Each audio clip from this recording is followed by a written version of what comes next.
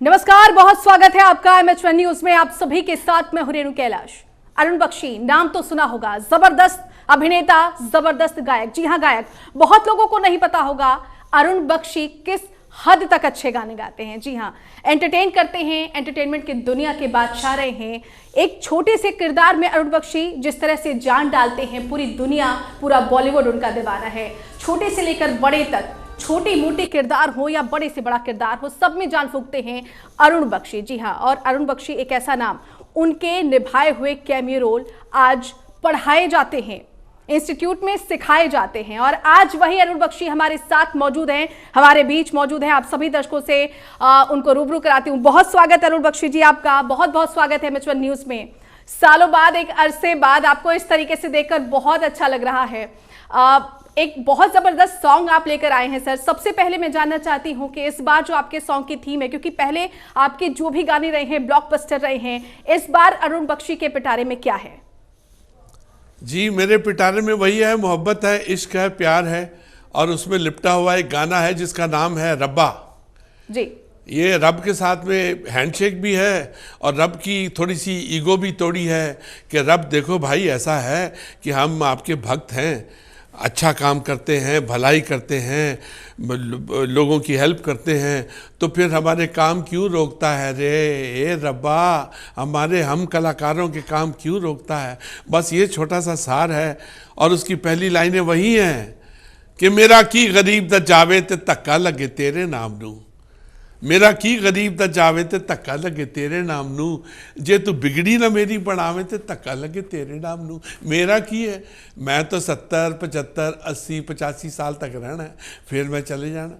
हाँ, मैं आ काम करके जावांगा कि रब्बा तेनू कम अज़ कम एहसास दवा कि जो अच्छे बंदे हैं उन्हां दे उपर आशीर्वाद दे। ਇਹ ਕਿਹੜੀ ਵੱਡੀ ਗੱਲ है रब वास्ते। हाय हाय, रब की तो खूबसूरती है रेनू जी, रब की तो खूबसूरती है, बिल्कुल। वो सबको आशीर्वाद देता है, लेकिन कलाकारों के साथ में ऐसा क्यों करता है? रेनू जी, आप भी जरा पूछिए और मैं भी पूछता हूँ रब से कि क्यों करता है रे। तो मेरी प्रस्तुति है रब्बा जी। रब्बा मेरा 333rd सॉन्ग है, और मुझे आज यहाँ पर ये MH1 पे आके ऐसा लगता है जैसे मैं अपने घर में आया हूँ। जी, ये मेरा घर है और मेरे गाने को मोक्ष भी मिलता है ऐसी जगहों पे आके। जी बिल्कुल सर, और ये हमारी भी खुश नसीबी है कि आप यहाँ पर मौजूद हैं। और आपने कहा कि खुदा को पाने के बराबर है। और बहुत पहले जब हम लोग छोटे थे या बच्चे थे, तब से हम सुनते आए हैं कि अगर खुदा को पाना हो तो फकीरी को लाओ, और फकीरी को लाना है तो इश्क को लाओ। ये आपने भी कई जगहों पर कहा है। और खुदा को अगर पाना हो तो गीत, गाने, ये एक बहुत बड़ा जरिया होता है। इस बार जो आपका गाना है, उसके पीछे मोटिव क्या रहा, वजह क्या बनी? कोई ऐसा इंसिडेंट जिसकी वजह से आपको लगे, क्योंकि आपने बहुत बड़ी बात कही है अरुण बख्शी जी की, धक्का आपके नाम को लग रहा है, ईश्वर के नाम को लग रहा है, रब के नाम को लग रहा है, और ये एक तरीके से सीधे सीधे उनको चैलेंज है। तो ये जो थीम है, ये जो सोच है, ये इंसिडेंट, ये कहाँ से आया? ये ऐसा है जी, आपने बहुत ही प्यारा सवाल किया है। उसका जवाब मेरा ये है कि ये कुछ अरसा पहले जी, कुछ अरसा पहले ऐसा हुआ कि मेरे सारे काम रुके हुए थे। मेरा गाना रुका हुआ था और मेरे पैसे रुके हुए थे, मेरी शूटिंग रुकी हुई थी, मैं चारों तरफ देख रहा था। एक क्लॉस्ट्रोफोबिक सा कुछ एहसास मुझे मिल रहा था कि टोटल क्लॉस्ट्रोफोबिक है, सब चीज़ रुकी हुई है। तो मैं फ्रस्ट्रेशन में घर से निकला, गाड़ी में बैठा, और बम्बई में रहता हूँ, और लोखंडवाला वहाँ से निकला, चार बंगला में गया। चार बंगला में जाके देखा लाल लाइट हुई, मेरी गाड़ी रुक गई। अचानक मुझे ऐसा, मैं अजीब सी बात बोल रहा हूँ, शायद कोई यकीन करे या ना करे, लेकिन अचानक मुझे ऐसा लगा कि मेरी आत्मा निकली है और वो ऊपर जाकर परमात्मा के साथ में, पहले वो आपस में बातचीत कर रहे हैं कि तू मैं हो रही है, उसके बाद मेरी आत्मा उनके साथ गुत्थम गुत्था हो गई है परमात्मा के साथ में। अजीब सी बात बोल रहा हूँ रेनू जी। जी बिल्कुल। एंड गुत्थम गुत्था हो रही है और मैं अपना पॉइंट ऑफ व्यू बता रहा हूँ। अचानक जो प्रभु है, परमात्मा है, वो सुन रहा है। उसको एहसास हुआ कि गलती है यार, क्योंकि आजकल सारी दुनिया में आप देखिए बहुत प्रॉब्लम चल रही है। गरीबों का क्या हाल है, उधर युद्ध चल रहा है यूक्रेन का और वो रशिया का, उसमें कितने लोग मारे जा रहे हैं। अब देखिए उसमें दुख व्यथा कितनी होगी। और उधर देखिए इजराइल के ऊपर हमला कर दिया, हमास ने हमला कर दिया, पहले दिन 1000 लोग ठोक डाले, और वो अब उनको मार रहे हैं तो वो रहम चाहते हैं कि रहम कर दो।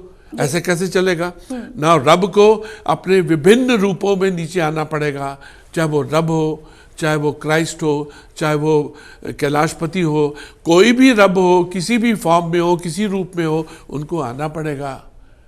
ये सब असमंजस में था, ऐसा चल रहा था। अचानक मैंने आत्मा आ गई, वह सामने हरी बत्ती भी हो गई और मैं वहां से गाड़ी लेकर निकला। पता लगा कि अगले चौक तक जाने के बाद में मुझे कोई 10 कॉल आ गए। वो कॉल ये आए कि आपके पैसे भी रिलीज हो रहे हैं, बंदा भेज दिया है, पैसे आपके घर में पहुंच जाएंगे, आपकी जो शूटिंग है उसकी डेट्स का भी ऑर्गेनाइज हो गया है। मुझे लगा कि मेरे सारे दुख संकट दूर हो गए। सिर्फ प्रभु को, अपनी भगवान को अपनी व्यथा, अपना दर्द, अपना दुख सुनाने के बाद में जब मैं रिलैक्स हुआ तो मेरे सारे काम हो गए। और उस वक्त 3 लाइनें अवतरित हुई कि मेरा की गरीब दा जावे ते धक्का लगे तेरे नाम नू। तेरे नाम को धक्का लगेगा दोस्त, मैं तो नश्वर ठहरा। मेरा की गरीब दा जावे ते धक्का लगे तेरे नाम नू, जे तू बिगड़ी ना मेरी बनावे ते धक्का लगे तेरे नाम नू। ये बातें मैंने, उसके बाद मैं पगला सा गया, जुहू गया, पान खाया, गाड़ी चलती गई, बेखुदी में चलता गया, विरार पहुंच गया। वहाँ पे एक और पान वाले की दुकान थी, घंटा वाला, उसका नाम लिम्का बुक्स ऑफ रिकॉर्ड में है। मैंने देखा कि वहाँ पे एक लाइन लिखी हुई है पान की दुकान के बाहर, माया ऐसी ठगनी ते ठगत फिरे सब देश। वो पढ़ी, मैं कही ये तो मेरे गाने में फिट होती है। 4थी लाइन थी।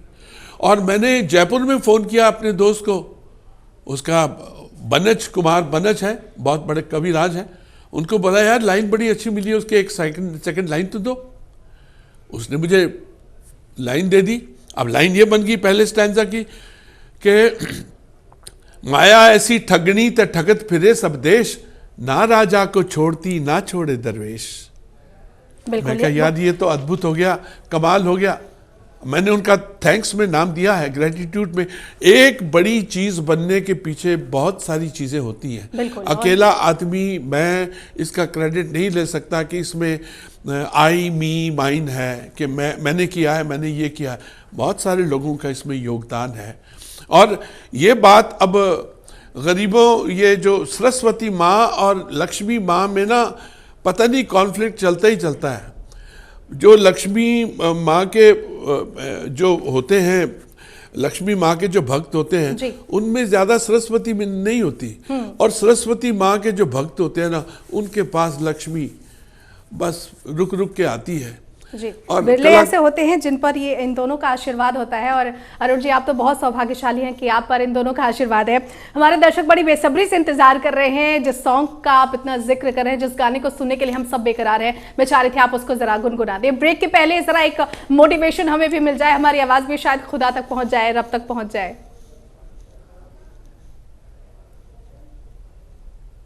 जी अरुण जी, मैं चाह रही थी आप ये सॉन्ग जरा गुनगुना दें।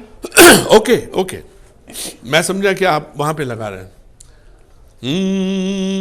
मेरा आज गला जुकाम है, आजकल फिजा में बहुत ज़रा धूल मट्टी है, जी। उसका इफेक्ट थोड़ा सा गले में हुआ है। एनीवे, अब जिसकी आवाज़ है सरस्वती माँ की, वही गुनगुनाएगी मेरे आवाज़ में। मेरा की गरीब दा जावे, मेरा की गरीब दा जावे जावे जावे, मेरा की गरीब दा जावे के धक्का लगे तेरे नाम नू। मेरा की गरीब दा जावे जावे जावे, मेरा की गरीब दा जावे। आसमां को धरती पर लाने वाले शख्स अरुण बख्शी आज हमारे साथ मौजूद है, हमारे बीच में है। उनसे लगातार हम बातचीत कर रहे हैं।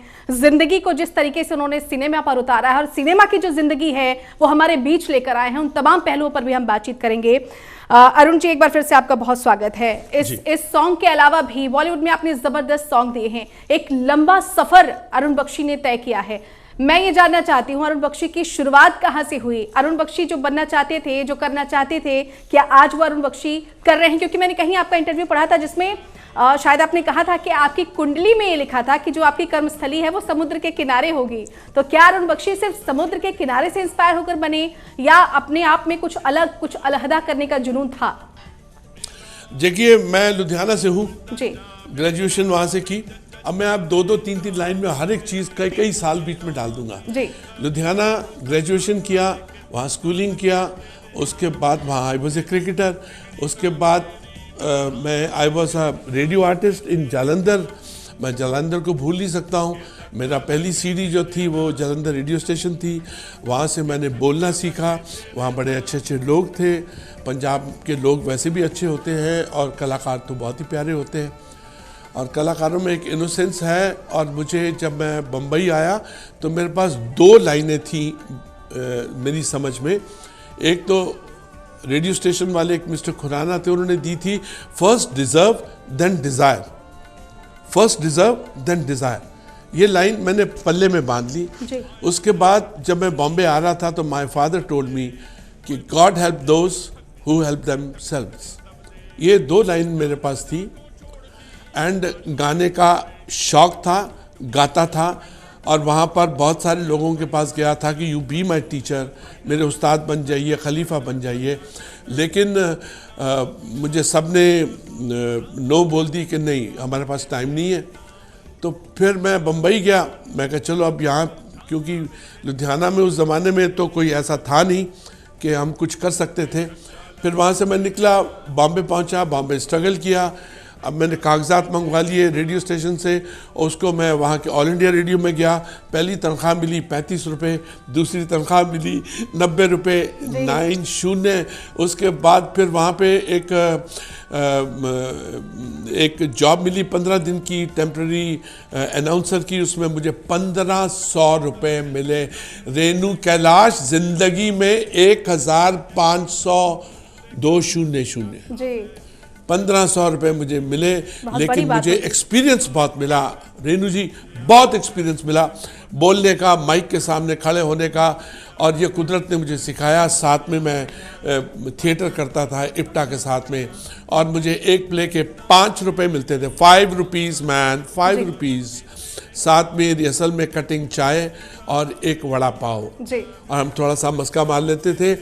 एक आधा वड़ा और मिल जाता था तो 1.5 वड़ा पाव हम खाते थे। 5 रुपये मिलते थे शो के। That was it. वो आज पता लगता है वो 5 रुपये कितने शानदार हैं, कीमती हैं। उसमें हमारे पसीने की खुशबू भी है और उसमें हमारे मेहनत की खुशबू भी है। और उसके साथ में इप्टा के शोज़, पहला बकरी, दूसरा सफ़ेद कुंडली और 8-10 और किए। और इन दोनों को मिलाने के बाद में आप देखिए फिर हमको फिल्म्स में ले लिया गया। पहली 4 लाइनें हमको गाने को मिली। सुभाष घई साहब की फिल्म कर्मा थी। उसका जोश आज भी मेरे दिल में है। जरा सर चाहेंगे कि आप गुनगुनाते वो जोश एक बार हमारे अंदर भी भर जाए। रेनू जी, वो उसका स्केल बहुत ऊंचा है। मेरा गला इस वक्त उस सर स्केल आप जिस भी स्केल पर गाएंगे हमारे लिए तो वही खूबसूरती है। आप जिस भी स्केल पर गाएं, मैं उसको जो है पद्य में बोल सकता हूँ।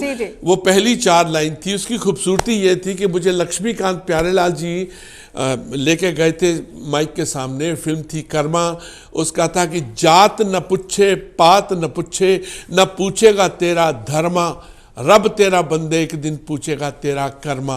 वो दिलीप कुमार साहब के ऊपर वो जो 4 लाइन थी वो पिक्चराइज हुई थी। उसका एक्साइटमेंट और उसका जो उस दिन फिल्म का मुहूर्त था उसी 4 लाइन के ऊपर था। और मैं दूर खड़ा देख रहा था कि अरुण बख्शी, यार तेरी 4 लाइन में कितनी बरकत है कि ये दिलीप साहब द ग्रेटेस्ट एक्टर एवर उनके ऊपर गई है। और जब दिलीप साहब को पता चला, later I work with him in 2 films, he was so happy, he was so happy. उनका लाइन था कि काका तेरा ते स्केल ही बड़ा ऊंचा है यार, तू वो टच कर लिया उसने। मैं कहा sir I am a natural singer because I did 2 films with him. One was Mazdoor and one was which was never released. That was Aag Ka Darya, and it was he who recommended my name for Aag Ka Darya, and he narrated me what is my role. But unfortunately well it's part of show business. तो उसके साथ ये journey शुरू हुई जी।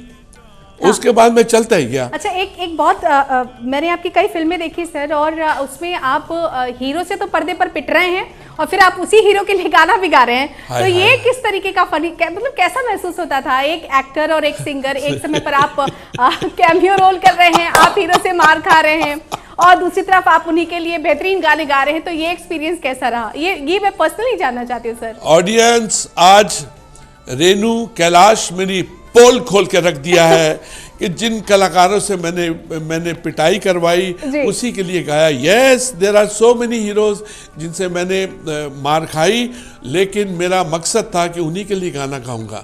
उसमें एक था Akshay Kumar. I sang 2 songs for Akshay Kumar जी।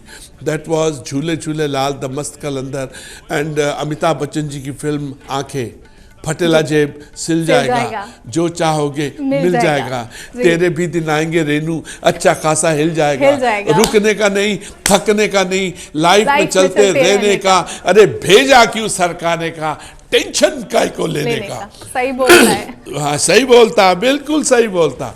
ये 2 लाइन उसके लिए जी। उनसे भाई साहब से 2-1 फिल्मों में पिटाई भी थी हमारी। उसके बाद एक थे अजय देवगन साहब, उनके लिए गाना गाया। It turned out to be super duper hit. और आज मैं उस गाने को देखता हूँ, वो है दुनिया दी ठा ठा ठा। और आज मैं गाने को देखता हूँ, मैन इट इज 90 मिलियंस, उसके व्यूज 90 मिलियंस, वेल डिजर्व्ड। और गाने का पेस है। और मैंने देखा है कि जब शादियां होती हैं तो बारात में वो गाना चलता है, बजता है और लोग डांस करते हैं। किसी भी सिंगर की, किसी भी कलाकार की सबसे बड़ी बात होती है कि साहब मेरा गाना जो है बारातों में चल रहा है। सर ये मैं आपको बताऊं, जब मेरी शादी हुई उस शादी में भी ये गाना चल रहा था और बारात की एंट्री इसी सॉन्ग से हुई थी, ठा ठा ठा दुनिया के ठा ठा। तो मैं आपको कह रही हूँ कि ये एक बहुत अजीब सा इंसिडेंट है और वो बहुत एक कनेक्शन सा फील हो रहा है, क्योंकि ये गाना मेरी बारात पे भी बजा था। तो बहुत बहुत शुक्रिया कि आपने ये गाना इजाद किया। आपकी शादी में मैं भी शामिल था। बिल्कुल सर, वाह वाह वाह, ब्यूटीफुल। मैं भी ब्लेस्ड थी सर। एक चीज और सर, इस वक्त जो सिनेमा का दौर है, आउटसाइडर्स बनाम इनसाइडर, चूंकि आपने जो रोल किए हैं सर, जो कैमियो रोल किए हैं, आपको पता होगा, हम सब जानते हैं कि उनको पढ़ाया जाता है, उनकी बारीकी को बच्चों को बताया जाता है जो अभिनय सीख रहे हैं या इस फील्ड में आना चाहते हैं। तो ये जो आउटसाइडर और इनसाइडर का मसला है सर, ये आज से है या आपके समय से है? कितना स्ट्रगल करना पड़ता था? और आज के दौर में जो आउटसाइडर हैं, जिनको इनसाइडर बनना है, उनको कोई टिप्स आप देना चाहेंगे? नहीं, वो देखिए, उस ज़माने में ये जो आजकल मोबाइल है और मोबाइल के अंदर यूट्यूब है, यूट्यूब के अंदर नेटवर्किंग है, नेटवर्किंग के अंदर डिजिटल जो कल्चर है, उस ज़माने में वो नहीं था, इनोसेंस थी। अब आप देखो, यहाँ पे हम अपने मॉनिटर पे अपना चेहरा देख रहे हैं, आप भी देख रही हैं, और जो कैमरामैन है उसको देख के अपने आप को सजाता है, अपने फ्रेम को। करेक्ट है? लेकिन उस ज़माने में मॉनिटर नहीं था, मॉनिटर यहाँ था, यहाँ पे। I have worked, I am very fortunate, मैं उन लोगों के साथ भी काम किया हूँ जो कि कैमरामैन थे, जिन्होंने माथुर साहब था उनका नाम, और वो मुगल आजम के भी कैमरामैन थे। वो died age 95-98 years old man, Mathur साहब थे, राइट? उनके साथ भी मैंने फिल्म दाता में काम किया है और उनका ठहराव देख के बड़ा सुख मिलता था। वो अपनी लाइटिंग करते थे, कलाकार को बोलते थे आप रुक जाइए, लाइटिंग करते थे, फिर शांत बैठ जाते थे, बोले लाइटिंग होगी, अब कोई प्रॉब्लम नहीं, आपको राइट जाना है, लेफ्ट जाना है, क्या करना है, क्या नहीं करना है। उस वक्त मॉनिटर का ज़माना नहीं था। आजकल के कलाकारों को बहुत प्रॉब्लम है, क्योंकि वो थोड़े से लाइक्स वाला आजकल चल रहा है, कमेंट्स वाला चल रहा है। अब देखिए, ये जो गाना आपके पीछे चल रहा है, हमारे पीछे मेरा गाना चल रहा है, इसके व्यूज़ जो है वो 1000 भी नहीं पहुँचे हैं, 1000 भी 2 दिन में, 2.25 दिन में नहीं पहुँचे हैं। लेकिन इसके जो कमेंट्स हैं वो 94 95 तक पहुंच गए हैं। बिल्कुल सर, और ये पहुंचेंगे।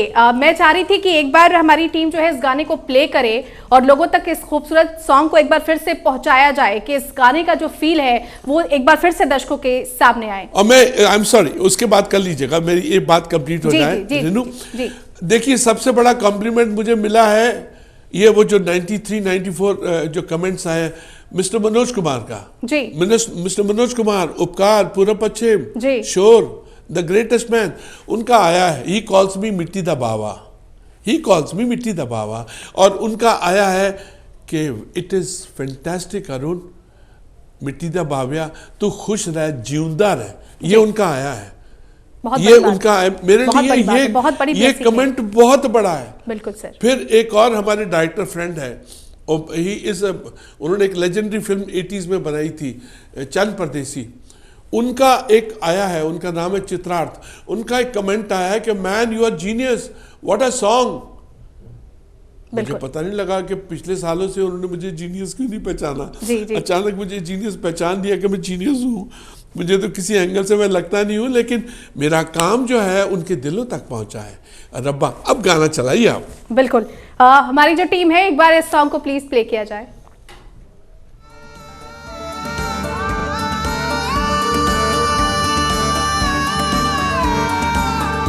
कहते हैं बुलंदी पर पहुंचना नहीं, बुलंदी पर ठहरना कमाल होता है, और अगर आप बुलंदी पर पहुंचते हैं और उस पर ठहरते हैं, उसमें रब का बहुत बड़ा हाथ होता है। और शायद यही संदेश देने की कोशिश अरुण बख्शी जी की तरफ से इस गाने में की गई है। अरुण बख्शी जी ने अपना समय दिया, बहुत बहुत धन्यवाद अरुण जी। आपका वक्त बहुत कम है, बातें बहुत ज़्यादा हैं, लेकिन ये सिलसिला यहीं पर नहीं थमेगा। हमें पता है कि हम आपको बुलाते रहेंगे, आप बार बार आते रहेंगे, और ये समा थैंक्स करना चाहूंगा। बिल्कुल सर, इज इट पॉसिबल? बिल्कुल बिल्कुल। मैं चाहता हूं कि मैं उस आदमी का थैंक्स करूं जो कि जिसने कि ये वीडियो बनाया है। बिल्कुल, वो एक क्रिएटर भी है, एडिटर भी है, और उसका नाम है जिगर एस बुआ जी। उसको एक दिन हमारी डिस्कशन हुई थी, शाम तक दो रात वो सोया नहीं, और उसने वीडियो को क्रिएट किया है। I am very grateful to mister Aditya Chopra, जो कि पंजाब केसरी के मालिक हैं। उन्होंने मेरी इमदाद बहुत की। शकील सैफ़ी ने मेरी इमदाद की, और इसमें बहुत प्यारे प्यारे लोग हैं जिन्होंने मेरी की। दीपक मैनी साहब हैं और दीपक गुप्ता हैं, जिन्होंने आके इसको सजाया संवारा, इसको मेरे साथ में कोरस भी किया। He is a really fantastic, और मैं उन सब का बहुत शुक्रगुजार हूँ जो इस गाने में मेरे साथ आए। And ultimately I am grateful to MH1. This is my first interview with MH1. MH1, thank you very much. Batla ji, Mahendra Batla ji, I ever smiling man, keep smiling man. ये MH1 की खूबसूरती ये है कि it is a voice for a voiceless people, जिनकी voice को कोई सुनता नहीं है। MH1 stands like a rock solid. God bless you MH1। It's my first interview, और जब भी मैं कोई रेनू जी आता हूँ और आके कोई रिलीज़ करता हूँ, फर्स्ट इज़ MH1। बहुत बहुत शुक्रिया सर, बहुत शुक्रिया। ये तारीफ बहुत बड़ी है, और आपने कहा कि ये एक ऐसा मंच है जो आपके लिए आपके घर की तरह है, तो यकीनन तेरे द्वार खड़े हैं जोगी, हम तो आपके दरवाजे पे खड़े ही रहेंगे। आपका अपना घर है, आप जब चाहें तब आ सकते हैं। फिलहाल मैं आपके द्वार पे खड़ा रहूंगा क्योंकि यू आर सच वंडरफुल। हम दोनों के घरों के द्वार एक दूसरे के लिए खुले हैं। बहुत बहुत शुक्रिया अरुण सर हमारे साथ जुड़ने के लिए। एक चलती फिरती अभिनय की एकेडमी आज हमारे बीच आई है। हमारे दर्शकों को यकीनन ये गाना बहुत पसंद आएगा, पसंद आ रहा है, और हम उम्मीद करते हैं कि एक बार फिर से अरुण बख्शी हमारे साथ मौजूद होंगे। बहुत शुक्रिया। इस खास पेशकश पे फिलहाल इतना ही। देश और दुनिया की तमाम बड़ी और अहम खबरों के लिए आप देखते रहिए MH1 न्यूज़। नमस्कार।